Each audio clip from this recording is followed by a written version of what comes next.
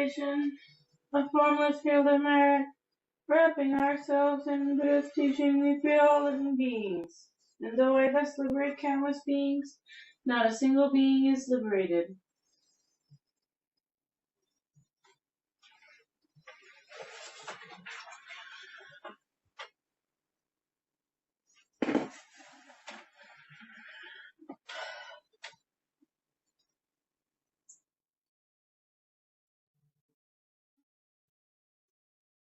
Incense chant.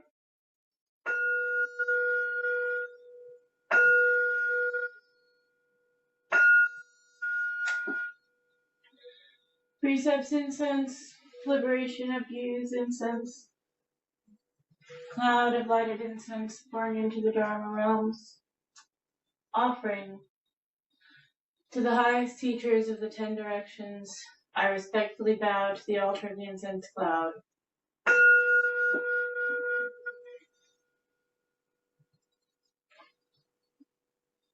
Bodhisattva.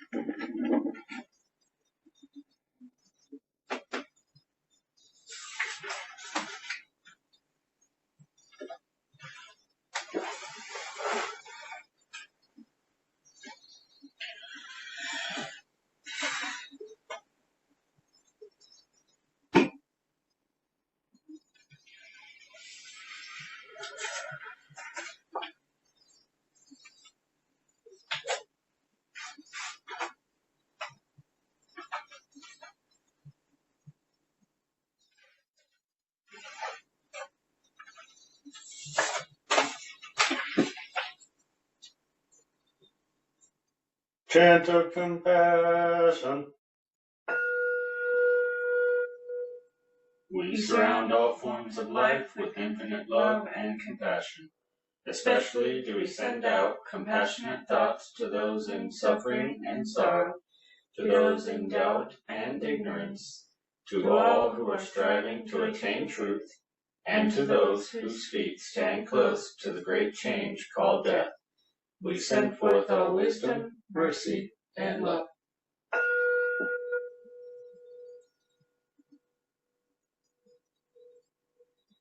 May the infinite light of wisdom and compassion so shine within us that the errors and vanities of self may be dispelled.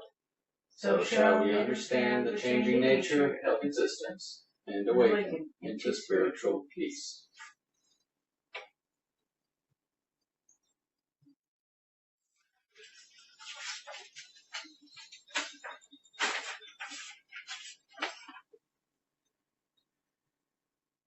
The refuges. I take refuge in the Buddha. I take refuge in the Buddha.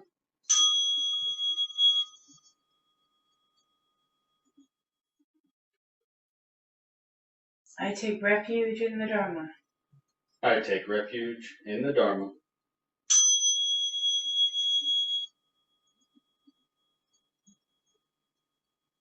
I take refuge in the Sangha.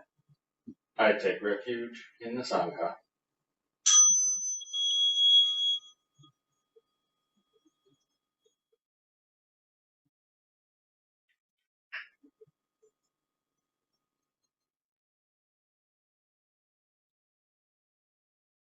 the 5 precepts. I take up the practice of not harming living beings. I take up the practice of not harming living beings. I will not take what is not offered. I will not take what is not offered. I will not misuse sexuality or sensuality. I will not misuse sexuality or sensuality. I will practice gentle, truthful speech. I will practice gentle, truthful speech. I will not deal in nor misuse intoxicants. I will not deal in nor misuse intoxicants.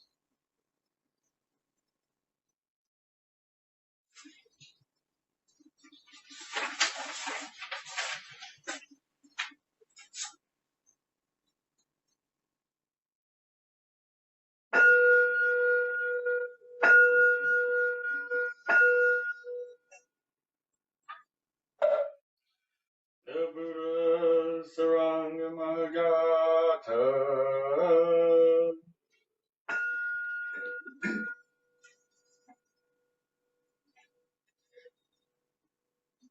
True nature is free from all phenomena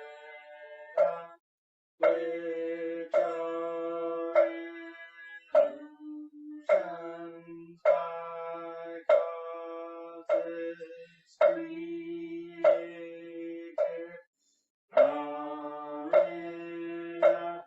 neither rise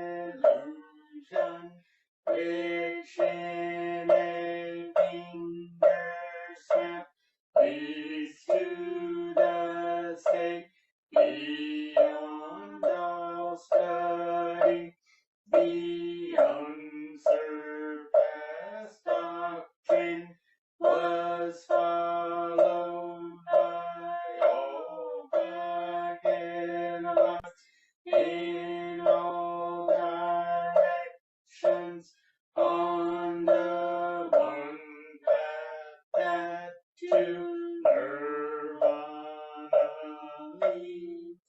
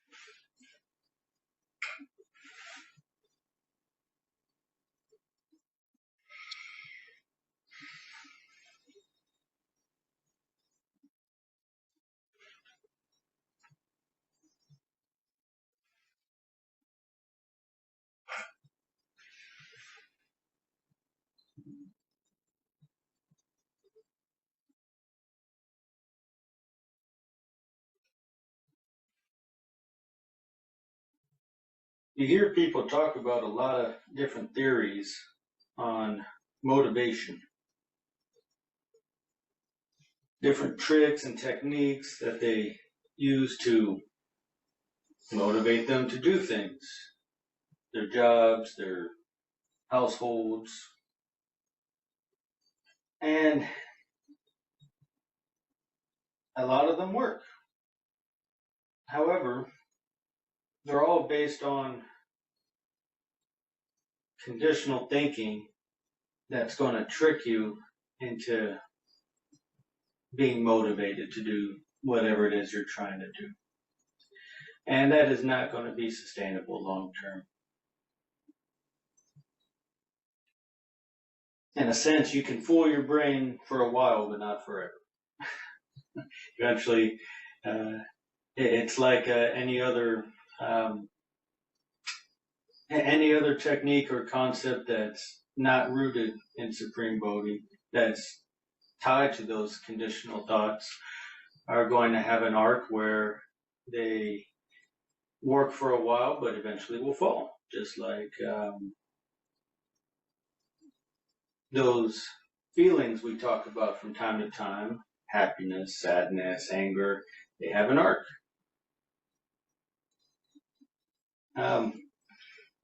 I talked about before when I was asked, am I happy? Do I feel happy? And I responded that that it's kind of a unfair question because these days I'm not looking for happiness, I'm looking for peace. And likewise, when I think about motivation and needing to push myself to get certain things done or make plans or what have you, I less and less am trying to trick myself into thinking, if I finish this task, then I can do this, or I'm going to reward myself with this later if I get this done. I'm no longer trying to use conditional thoughts to try to make me do things.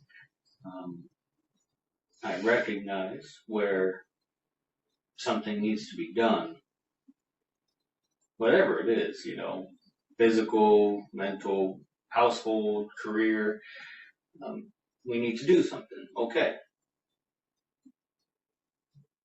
Now what? Well, we don't ruminate about not wanting to do it. We don't think about all the arduous tiredness, whatevers, that the negatives that we are associated with expending energy, and we don't think about how great things are going to be when it's done. This is going to be wonderful to do all these things, whatever it is. Instead, we dismiss those thoughts, good or bad, about a task. Once it's recognized that something needs to be done, it's accomplished, progressed on, you do it without any expectation therein of what happens afterwards.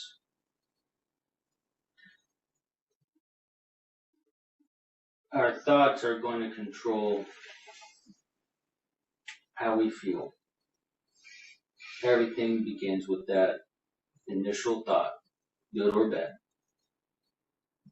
So it can dictate this idea of motivation. I'm motivated to do something. I want to do something. I don't want to do something. I'm not motivated. Those are all thoughts. And so we dismiss any thinking about something, about the task. We recognize that the task needs to be done.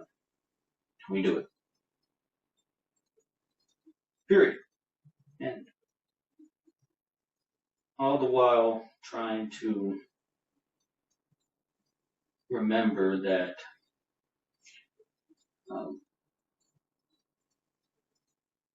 everything we think, everything we do is an opportunity to continue this practice of Supreme Bodhi. And if you take that first step to watch your thoughts as they're coming up in real time, then you'll catch yourself when a mundane routine task pops up and you start thinking all these negative things or positive things that you may not have been aware of before. It starts with a thought.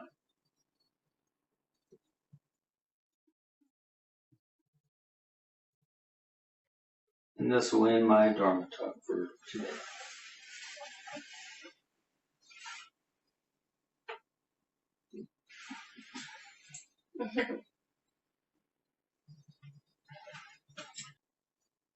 Closing Gata. Let me respectfully remind you, life and death are of supreme importance. Time passes swiftly and opportunity is lost. Each of us should strive to awaken. Awaken, take heed, do not squander your life.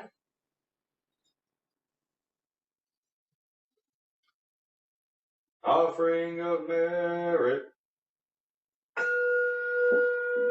May the merit of this penetrate into each thing in all places, so that we and every sentient being together can realize the Buddha's way.